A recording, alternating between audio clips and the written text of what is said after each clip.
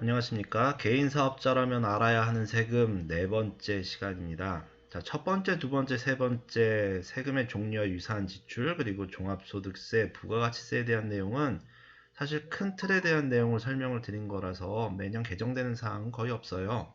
그런데 이 네 번째 시간에는 2024년 달라지는 세법, 즉 개정세법을 설명하는 거라서 새로 녹화를 했고요. 다시 말씀드리면 1, 2, 3은 23년도에 녹화한 부분을 그대로 다시 올릴 테니까 여러분들 변동 없는 한도 내에서 다시 공부를 하시면 되고요. 네 번째는 개정세법을 설명을 드리고, 그리고 또 한 가지로 이 개인 사업자로서 세금에 대해서 알고 싶어 하는 이유가 결국 세금을 줄이기 위한 목적이겠죠. 그래서 세금을 줄이는 방법으로 합법적인 테두리 안에서는 비용을 최대한 인정받는 방법이 가장 합리적이겠죠. 그래서 비용으로 인정받을 수 있는 것들이 어떤 것들이 있고, 그리고 적격 증빙, 비용으로 인정받을 수 있는 적격 증빙이 어떤 것들이 있는지에 대해서 설명을 드리도록 하겠습니다. 첫 번째로 2024년 달라지는 세법을 설명을 드리기 전에 하나만 말씀을 드리면, 이 개정세법에 대해서는 두 가지 좀 특징이 있었어요. 첫 번째로는 이 개정세법을 제 녹화하는 목적 자체가 개인 사업자를 대상으로 하기 때문에 중소기업이나 아니면 성실사업자 정도 여러분들을 대상으로 한정 지어서 내용들을 정리를 했어요. 따라서 모든 개정세법을 다 설명하고 있지는 않다라는 점 알아두셔야 되고요. 두 번째로는 이번 2024년의 이 개정세법의 특징은 새로운 어떤 세법 사항들이 들어오는 것은 별로 없고요. 특히 여러분들과 관련되어 있는 부분은 어떤 대상을 늘린다거나 아니면 적용 기한을 연장시키는 부분이 많았다는 점 먼저 확인을 하고 들어가는 게 좋겠습니다.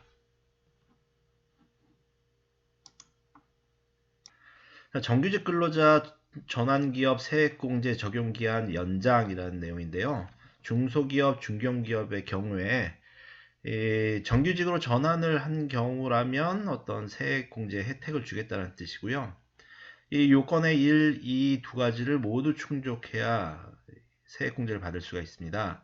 그래서 보시면 2022년 6월 30일 현재 비정규직 근로자였는데 2023년 12월 31일까지 정규직으로 전환한 경우 전년 대비 상시 근로자 수가 유지되어 있는 상태라면 전환 인원당 중소기업이라면 1,300만원, 중견기업이라면 900만원을 세액공제를 해줬었는데요. 보시면 2023년 12월 31일까지죠. 그러니까 이게 2024년에는 이게 해당되지 않는 내용인데 이게 적용기한이 연장되어서 2023년 6월 30일 현재 비정규직 근로자를 2024년 12월 31일까지 정규직으로 전환을 한다면, 그리고 전년 대비 상시 근로자 수를 그대로 유지하고 있다면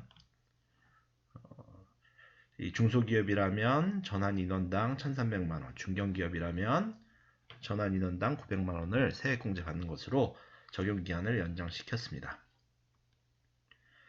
고용유지 중소 중견기업 세액공제도 역시 적용기한을 연장했는데요. 이게 중소기업이나 위기지역 중견기업의 경우에 위기지역은 이렇게 정리를 하시면 되겠습니다. 근로시간 단축을 통해서 고용을 유지했다. 그렇다는 얘기는 근로시간 단축을 통해서 고용을 유지했다는 얘기는 시간당 임금은 그대로 두고 근로시간을 줄여서 1인당 임금 총액이 감소하더라도 고용을 유지한 경우라면 고용 유지에 대한 혜택을 주겠다는 점이고요. 공제금액은 이렇게 해서 임금 총액이 감소된, 요 임금 총액이 감소된 감소액에 대해서 10%, 그리고 만약에 근로시간을 단축시켰지만 시간당 임금을 올렸다면 시간당 임금액이 105%를 초과해서 상승한 경우라면 그 증가분을 임금 보전액이라고 표현을 해요. 거기에 대해서 15%를 이 1번과 2번을 합쳐서 세액공제를 해줬었는데 적용기한이 2023년 12월 31일로 끝났죠. 그래서 적용기한을 26년 12월 31일까지로 연장을 했다라는 내용입니다. 자, 기부금에 대한 세제 지원 강화는 두 가지가 있는데요. 첫 번째는 고액 기부에 대한 공제율을 한시적으로 상향을 시켰습니다. 자, 과거에는 기부금에 대해서 1,000만 원 이하는 15%, 세액공제를 해줬고 1천만원 초과분에 대해서는 30%를 세액공제를 했었는데 여기에 고액기부라고 하는 구간을 하나를 더 신설했습니다. 3천만원을 초과해서 기부를 했다면 그 부분에 대해서는 40%로 세액공제를 해주겠다라는 것을 2024년 12월 31일까지 한시적으로 만들었고요. 기부금에 대한 세제 지원 강화 두 번째는 자원봉사 용역에 대한 가액을 상향시켰는데요. 자, 보시면 기부라고 하는 게 이제 돈을 기부할 수도 있는데 자원봉사도 기부로 보겠다는 거죠. 그래서 봉사 일수에 5만 원을 적용을 시켰어요. 봉사 일수는 총 봉사 시간을 8로 나누어서 하루에 총 봉사를 한다면 8시간 봉사를 한다라고 본다는 거겠죠. 그래서 봉사 일수에 5만 원을 적용을 해서 기부금으로 인정해 줬었는데 이 금액을 올렸습니다. 8만 원으로 올렸다는 점. 자원봉사 용역 가액을 상향시켰습니다. 경차 유류세 환급 적용 기한을 연장시켰다. 경차라면 유류세를 환급시켜 줬었죠. 1000cc 미만인 경영, 승용, 승합차를 보유했다면 휘발유라면 리터당 250원, LPG 부탄이라면 리터당 161원을 환급시켜 줬었는데 이 적용기한이 2023년 12월 31일로 끝나는 것을 2026년 12월 31일까지로 적용기한을 연장시켰습니다. 월세 세액공제 소득기준 및 한도 상향해서 여기에 총급여 7천만원, 종합소득급여 6천만원이었던 이 월세 세액공제의 소득기준을 총급여라면 8천만원, 종합소득금액이라면 7천만원으로 바꿨고 여러분들 여기 성실사업자의 경우에 적용이 될 수가 있어서 말씀드리는 건데요. 공제 한도가 750만원에서 1000만원으로 한도 상향이 되었습니다. 기업 업무 추진비 송금 산입을 하는데 여기서 보시면 기업 업무 추진비의 송금 산입 한도가 일반 기업은 1200만원, 중소기업이라면 3600만원을 기본 한도로 하고 그리고 수입 금액별 한도를 각각 구간별로 설정을 했었죠. 근데 여기에 문화기업 업무 추진비를 지출했다면 기본 한도와 수입 금액별 한도에다가 20%를 추가를 해줬었어요. 그런데 전통시장에서 지출했다라고 하면 추가 한도가 더 늘어나죠. 전통시장의 기업 업무 추진비를 지출했다면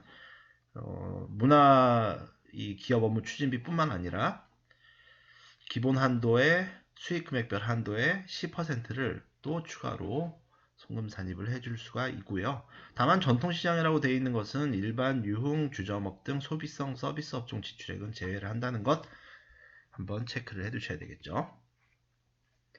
지난해에도 말씀드렸었는데 착한 임대인 세액공제, 임대료 인하액이 70%를 공제를 해줬었죠. 이 부분 적용기한이 2024년 12월 31일까지로 적용기한이 연장되었습니다.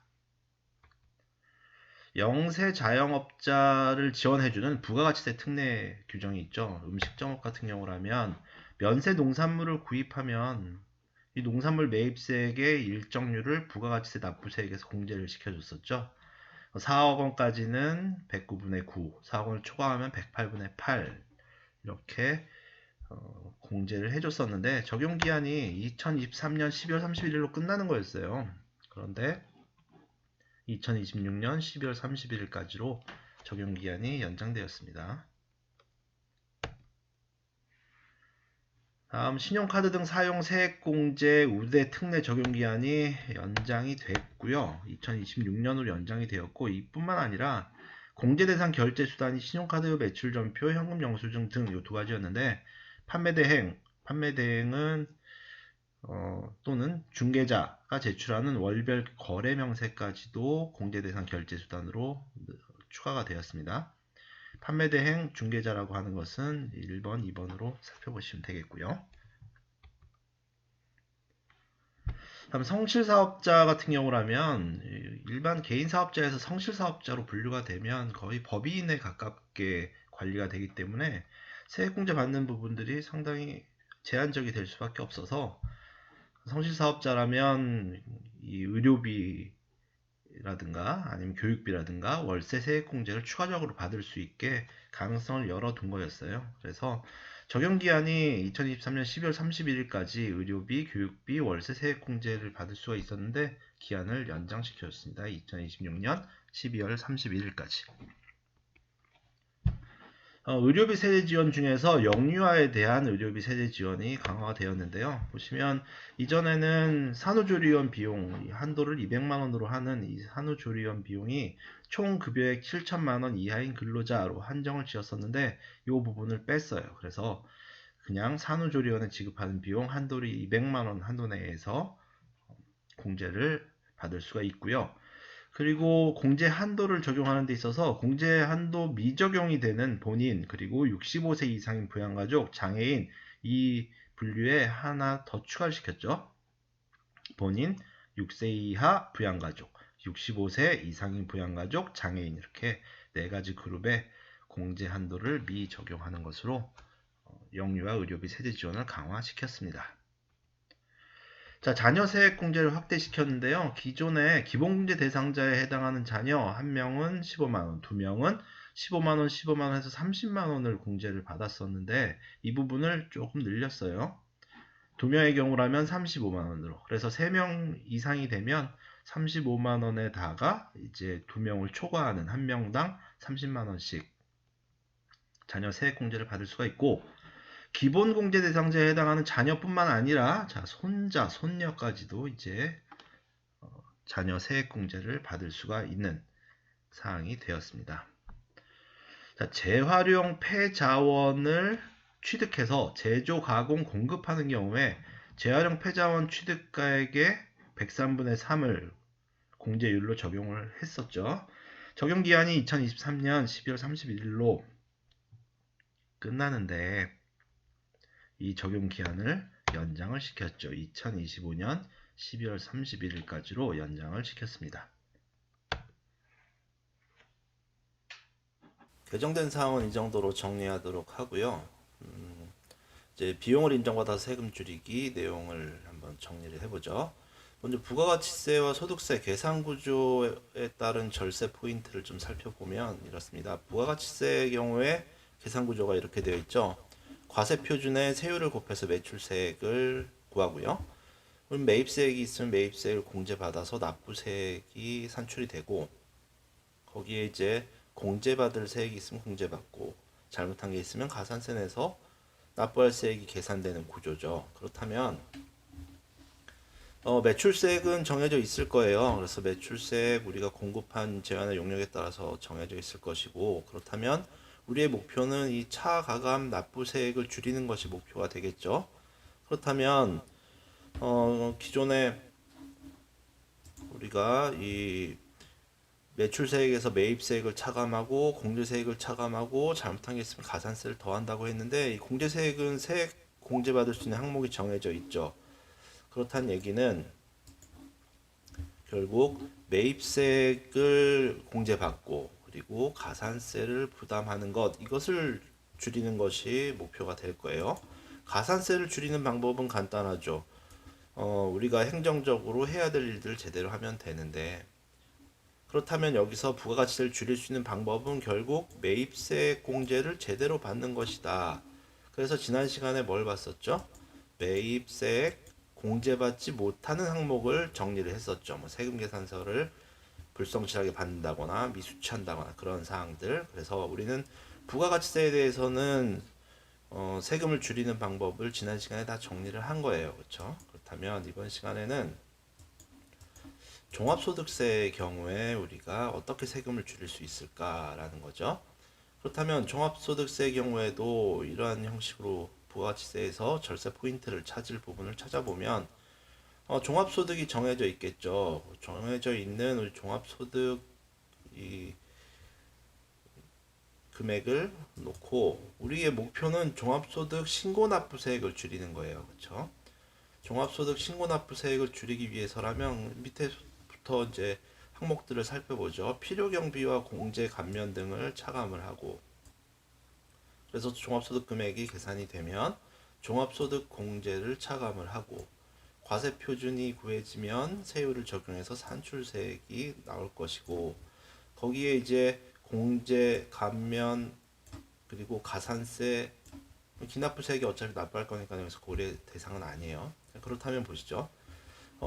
종합소득 공제는 이미 정해져 있을 거예요. 정해져 있으니까 우리가 고려할 사항 아니고, 세액공제 감면 항목들이 정해져 있을 거예요. 그래서 우리가 고려할 사항이 아니다. 그렇다면 우리가 고려할 사항은 종합소득에서 차감할 필요경비, 비용이었죠. 그리고 가산세를 납부하지 않는 것. 근데 가산세를 납부하지 않는 것은 해야 될 절차들을 제대로 취하면 되는 거였죠. 그렇다면 우리가 종합소득세 관련돼서 세금을 줄이기 위한 절세 포인트는 결국 필요 경비를 제대로 인정받는 것, 즉 비용을 제대로 인정받는 것이다 라는 것이죠. 따라서 비용을 인정받기 위한 우리 항목들, 특히나 비용으로 인정받으려면 적절히 내가 이 비용이 이 사업과 관련되어서 지출된 것이다라는 것을 주장을 해야 돼요. 그렇다면 적격 증빙을 갖추는 것이 중요하고, 적격 증빙을 갖출 수 없는 경우라면 대체적인 방법으로 어떻게 증빙을 준비해야 될까 같은 증빙 관련된 항목, 그리고 구체적인 비용 항목들을 정리를 하는 것이 중요하죠. 그래서 그 부분을 한번 정리를 해보도록 하겠습니다.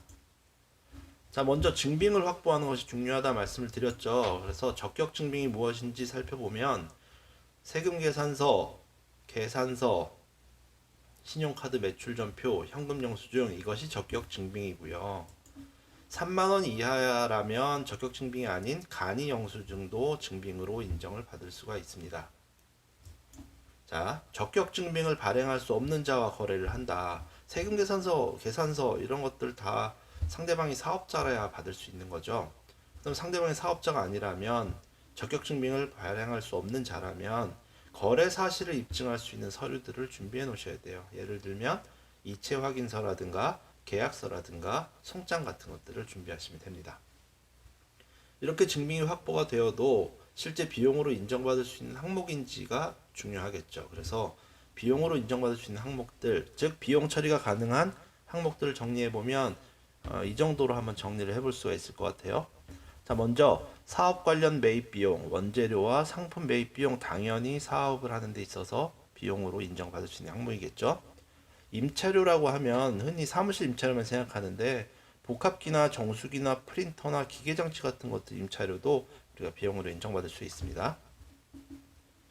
관리비의 경우에 이제 임대인에게 이체하는 관리비뿐만 아니라 전기, 수도, 가스 요금이 포함되어 있다면 그것까지도 우리 관리비로 인정받을 수 있는 것이고요.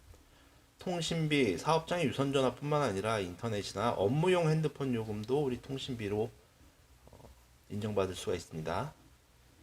인건비의 경우라면 근로소득, 일용 근로소득, 사업소득 이런 것들 인건비로 인정받을 수가 있는데, 원천세 신고하는 것 우리가 잊지 마셔야 되고요. 보험료의 4대 보험뿐만 아니라 화재보험이나 상해보험이나 책임보험 같은 것도 우리가 사업과 관련되어 있으면 비용으로 인정받을 수가 있는데, 이 화재보험이나 상해보험, 책임보험 같은 경우에는 뭐 계산서, 세금계산서를 받을 수가 없으니까 보험료 납입증명서를 준비하시면 되고요. 일반 접대비라면 1만원 초과 시에는 세금계산서나 현금영수증 등 적격 증빙이 필요합니다. 자, 이자 비용 이거 많이들 물어보시는데요.